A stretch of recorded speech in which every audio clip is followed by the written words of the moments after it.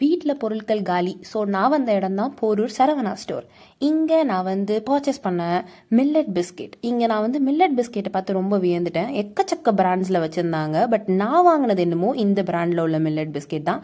இதில் இன்னும் கொஞ்சம் யூஸ்ஃபுல்லான இன்க்ரீடியன்ட் இருந்த மாதிரி எனக்கு ஃபீல் ஆச்சு. ஸோ இது 150 கிராம் 88 ருபீஸ். ஸோ அதனால இந்த பாக்ஸை நான் தூக்கி கூடையில் போட்டுட்டேன். அண்ட் இவங்க கிட்ட நிறைய சாண்ட்விச் சாஸஸ் அண்ட் வினிகர்ஸ் எக்கச்சக்கமாக இருந்துச்சு.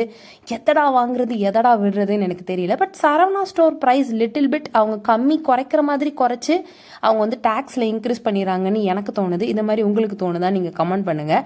அண்ட் இந்த பெப்சோடன்ட்டோட க்ளோ அண்ட் சால்ட் இந்த ஃப்ளேவர் நான் தேடி அலைஞ்சு எனக்கு கிடைக்கவே இல்லை. இங்கே எனக்கு கிடச்சிச்சு. சந்தோஷமாக தூக்கி வீட்டுக்கு ஓடி வந்துட்டேன். அண்ட் ரம்புட்டான் மங்கூஸ் இந்த மாதிரி நிறைய ஃப்ரூட்ஸ் வச்சுருந்தாங்க.